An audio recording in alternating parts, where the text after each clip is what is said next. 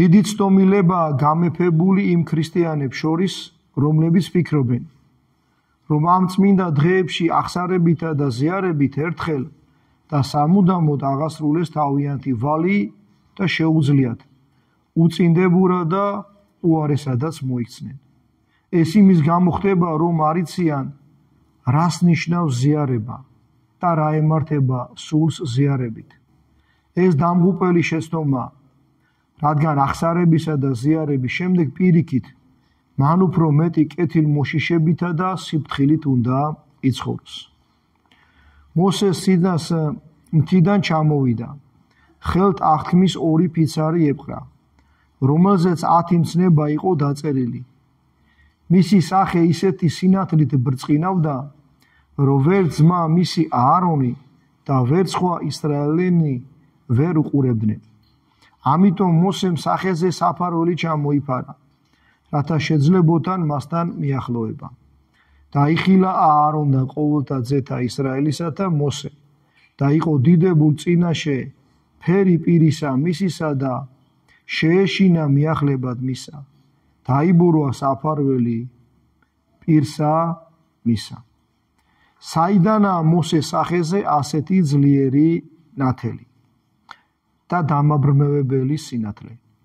მოსემ სინას თაზე მრავალი დღე დაჰყო და ღმერთთან პირისპირ საუბრისას ღვთაებრივი ბრწყინვალება მიიღო,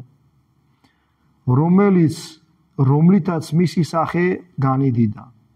რომელია უფრო მეტი ესაუბრო ღმერთს სახით და მკითხაობით, როგორც მოსე თუ ჭეშმარიტად და ნივთიერად. საკუთარი ბაღით მიიღო თავად ღმერთი, როგორც მოიღებს თითეული მაზიარებელი. მოსე მხოლოდ საუბრობდა ღმერთთან და მისი სახე ასე გაბრწყინდა. როგორ უნდა ბრწყინავდეს იმის სული, ვინც ყოვლადწმინდა ზიარებით ქრისტეს ხორცსა და სისხლს ეზიარება. ღვთაებრივი წერილი ამბობს, რომ ებრაელებს არ შესევდათ ცალა სახეში ემზერათ მოსესთვის, რომელიც მზესავით ბრწყინავდა. ღვთაებრივი ოქტოპირი კი გვასწავლის, რომ დემონები ვერ უმზერენ მაზიარებლის სახეს, თრთიან და გაურბიან, რადგან ამ დროს მისი ბაგიდან ღვთაებრივი ცეცხლი გამოდის. სასაულებრივია ეს ანახაობა ანგელოზებისათვის და საშინელია ეშმაკებისათვის. ჩვენ წმინდა ტრაპეზს მოცილებულები ლომებივით ცეცხლით ვსუნთქავთ და ეშმაკისათვის საშიშნი ვხდებით. ცაზე არც ერთი ვარსკვლავი არ ბრწყინავს ისე, როგორც მაზიარებელი სული ბრწყინავს ზიარებისას ღვთაებრივი მადლით. მიზეზი კი ისაა, რომ სიმონ თესალონიკელის თქმით, ზიარება სხვა არაფერია თუ არა ჩვენი განღმრთობა და ღმერთთან ურთიერთობა. როცა ვეზიარებით იმ მადლის მოწილენი ხდებით, რომელსაც ფრობს ქრისტე, როგორც ღმერთი და როგორც ადამიანი. და მოწმებს გრიგორი ღვთისმეტყველი.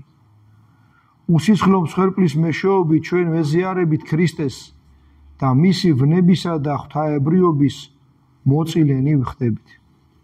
მადლით სიწმინდის ისეთ სიმაღლეზე ავდივართ, რომ თუნდაც იმავ წამს მომკვდარიყავით, ჩვენი სული ადგილს მოწამეთა, ქალწულთა და მოღვაწეთა დასში დაიმკვიდრებდა.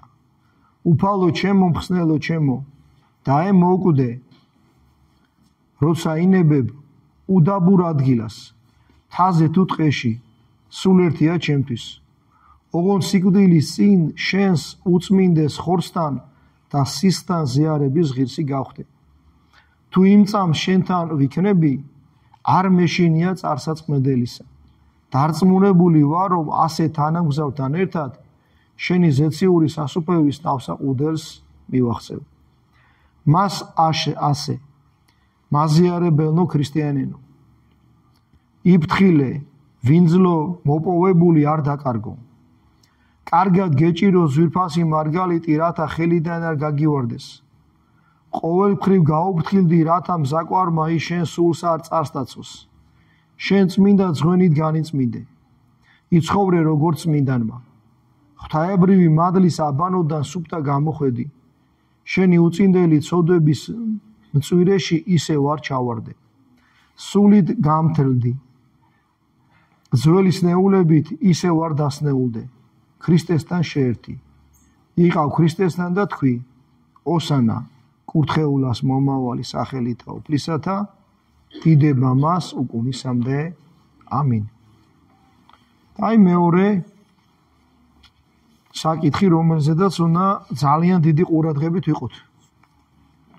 როგორ უნდა მოიქცე ზიარების შემდეგ.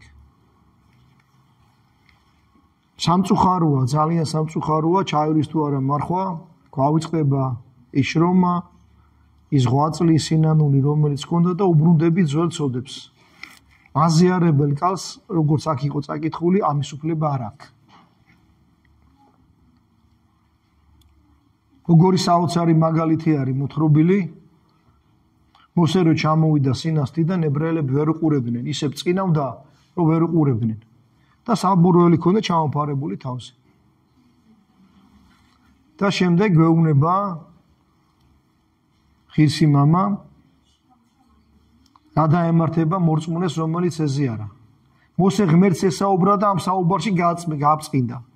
და რა მოუვა ადამიანს, რომელმაც ღმერთი მიიღო. იესო ქრისტე ეზიარა მის წმინდა უგრძნელ ხორცსა და სისხლს. როგორც აქ ითქვა, მაზიარებლის სული ისე ბრწყინავს, როგორც არც ერთი ვარსკვლავი კოსმოსში. ეშმაკებს ეშინიათ იმ ადამიანისა, რომელიც ეზიარა. ახლა ნაზიარები კაცისგან თრთიან და გარბიან. აი ეს მდგომარეობა უნდა შეიმარჯვენოს კაცმა. თუ შეცოდა, ყველაფერს დაკარგავს და წყალში ჩაყრის ყველაფერს. ამიტომ აი როგორც ეხლა ხართ მომზადებული, ასაკუთრებულად მოინდომეთ წმინდა ზიარების მიღება, როგორც შეძელით, ისე მოემზადეთ, სხვა დროსაც ესე უნდა იყოთ. სულ უნდა გახსოვდეთ, რომ ვინც ეზიარება, იმან ეს ჩემი სიტყვები არ არის, რაც ვიტყვი, წმინდანივით უნდა იცხოვროს. მაგას აღარ აქვს უფლება, რომ ცოდვებს დაუბრუნდეს და ეს უნდა გახსოვდეთ. ამისი ხსოვნა მოგცემს ძალას იმისა, რომ ცოდვებს უკან აღარ მიუბრუნდეთ. მერთმა თავისი მადლით და კაცმოყვარებით ამის ღირსი გაგხადოს, რომ ჩვენ უღირსები ღირსეულად გვაზიაროს და სული წმინდა დამკვიდრდეს ჩვენში წმინდა ზიარების მიღებით და ვიყოთ ღმერთთან მარადის. ბოლოს ნახეთ, როგორი სიტყვა იყო ნათქვამი. არ მეშენია სად მოგტებიო, უდაბურ ადგილას, ტყეში, ველზე, მარტო, ოღონდ ვეზიარო და მერე გარდავიცვალო. იმიტომ რომ დარწმუნებული ვარ, სასუფეველში მოხვდებიო. სწორედ ამიტომ გქონდათ ჩვენებს წინაპრებს ესეთი ჩვევა, რომ ადამიანი რო იყო მომაკვდავი, აუცილებლად მიყავდათ მღვდელი და აზიარებდნენ. ეხლა სამწუხაროდ ესეც დაამახინჯეს. ისე დროს მიგიყვანენ, რომ კაცი გონებაზე აღარ არის. ვერ ჩაპლაპავს, ვერ სიტყვას გეტყვის.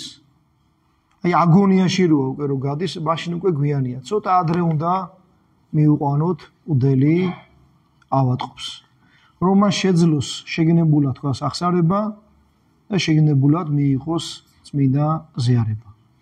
აი იმ დროს, ოდესაც უკვე აგონიაშია სული გადის კაცის, მაშინ უნდა მიუყვანოთ მღვდელი, რომ წაუკითხოს სულის გაცვლის ლოცვა. ესეთი ლოცვა არსებობს, ადამიანს უკითხავს მღვდელი და მისი სული ადვილად ამოდის, რომ იტანჯება ადამიანი, რომ განთავისუფლდეს ტანჯვისგან. ყველაფერს სწორედ უნდა ვაკეთებდეთ.